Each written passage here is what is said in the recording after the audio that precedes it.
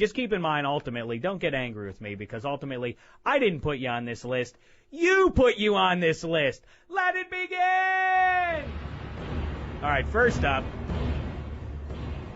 we were talking about rivalries and the right way to be a part of a rivalry and the wrong way to do it. And we were talking about the USC fans. Should they now turn over and start rooting for the Bruins now that SC got eliminated from the tournament last weekend? And Evan in Santa Monica pointed out the worst kind of Southern California sports fan. Take a listen. Easy and Mike, those are two guys, I don't know what they're talking about, because I have about 10 USC friends, and every single one of them never even roots for USC basketball. They don't even start rooting for USC basketball. They root for UCLA the whole time.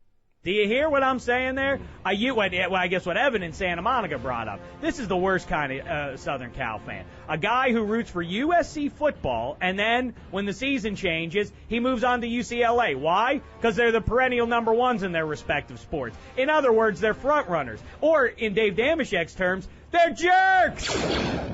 Cut that crap out. Choose one and root against the other. You don't get to root for both. I'm sorry. Shame on anyone who's a part of that. All right. Next up on the jerk list. Ooh, this one hits a little close to home. Dave Dameshek. That's right.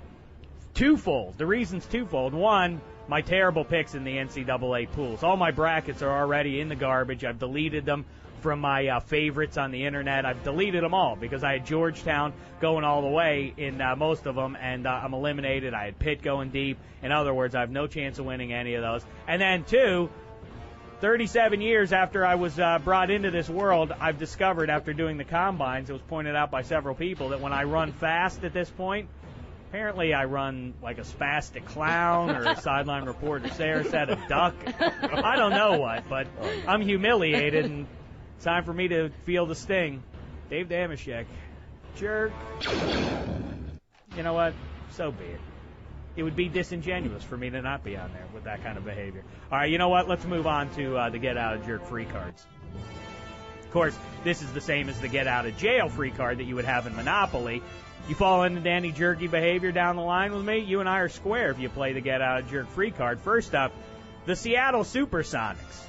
Yeah, they're looking to move out of Seattle. It looks like it's almost a done deal that they're going to move to Oklahoma City. But they announced that they will not take the name Sonics with them. They will become the Oklahoma City something or other, something that better suits that part of the nation. I'm glad that they understand what, for instance, Quebec understood when they moved away from Quebec and left behind the Nordiques when they moved the team to Denver. Because, of course, the Colorado Nordiques would make no sense. Now, of course, that makes sense to you and me, but then again, the Utah Jazz didn't understand the Jazz and following up Salt Lake City. Utah Jazz, that's ridiculous. The LA Lakers, the list goes on and on. So, Sonics, I don't like to hear you moving out of Seattle, but I do appreciate you leaving the name behind.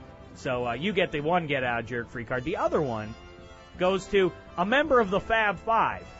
A couple days ago, we were talking to Jalen Rose, he the ESPN NBA analyst, and I asked him a question. We put him on the Dave Dameshek hot seat. I asked him, do we have the whole thing there? Let's hear it. ESPN NBA analyst Jalen Rose, Fab Five, probably the most storied recruiting class in the history of college ball. Fab Five, who was the most fabulous when it came to the ladies?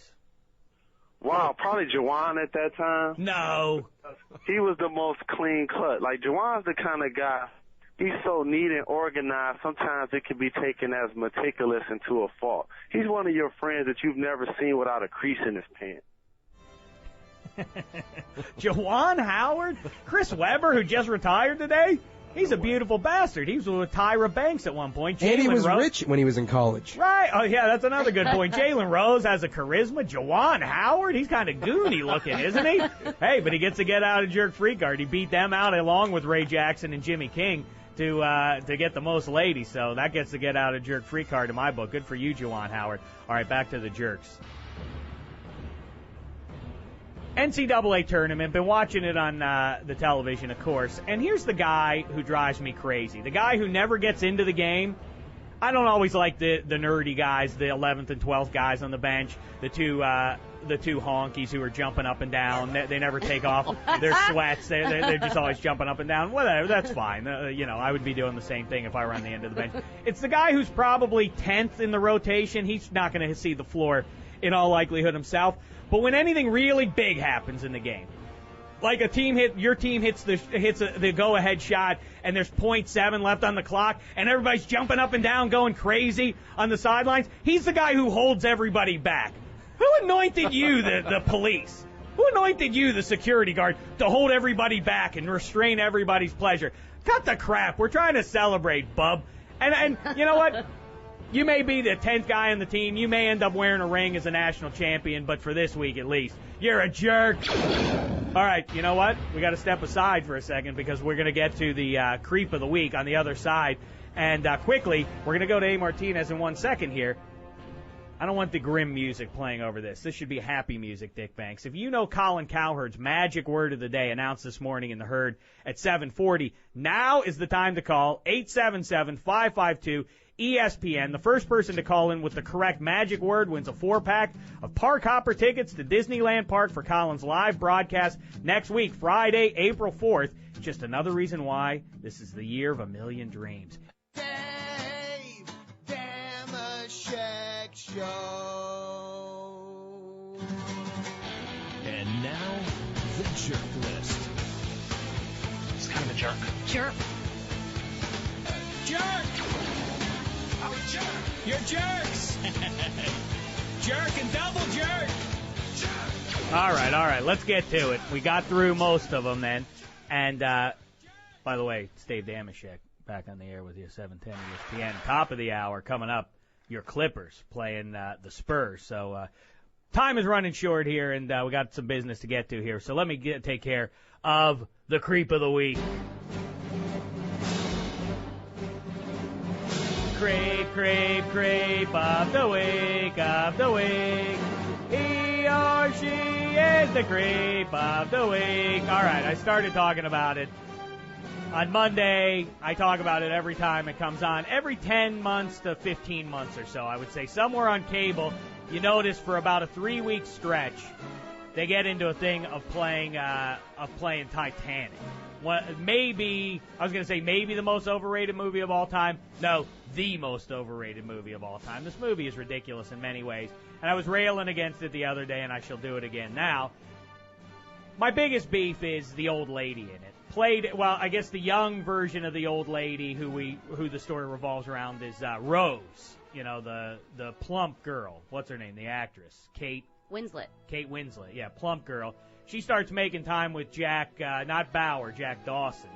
And anyway, the whole premise is that she's got her little granddaughter or her grandniece or whatever, the redhead, semi-attractive lady, pushing her around in the wheelchair all the time. And then the whole movie's about how she learned to love and learned to live. And as a result of her time, this tawdry affair. In fact, she's an engaged woman making time with this homeless guy, basically. Anyway, she learns how to live life to the fullest, and after he dies in the ocean, she says goodbye to him and just starts living life, to the hilt.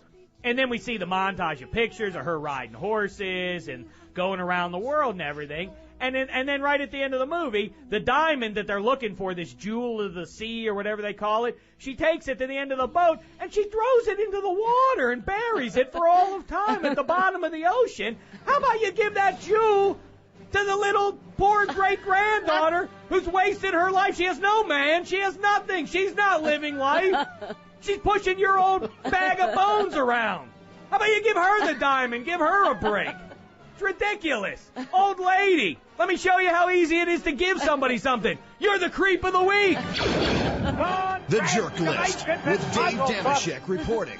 Until next time, don't be a jerk. All right, an addendum to this, by the way. My pal David Feeney, who joins us on the show, called me immediately after to talk to me about this. Also got an email from David Gall in Pierre, South Dakota, a listener on the podcast. He writes, what about the fact that after she tosses the diamond into the sea, she dies in her bedroom on the ship they were on, and then the camera goes zooming through the Titanic, and everything goes back to the way it was, and she sees all her friends who died, and she gets back with Jack and dances and kisses him? What about her husband, says David? Amen is exactly right. Not Billy Zane, the creep who was her fiancé, but the guy who spends most of her life and has children with her. No, she goes for her one-night stand and apparently lives happily ever after in the afterlife, while her faithful husband for all those years gets ripped off. Signed, David Gall and Pierre. Thank you, sir. You get a get-out-of-jerk-free card for that sort of insight, and an addendum to that is, David Feeney pointed out, too, the diamond, instead of giving it to the person who deserves it, the little granddaughter, whatever she is, the redhead, who could live rich, who does she give the diamond to? The sea, that just took the lives of about 1,000 people. That's who gets the diamond? That's your payment for killing everyone? I don't know about you, you old broad. Good thing, the world's a better place without you. Posthumous. Get out of creep of the week for you. Anyway.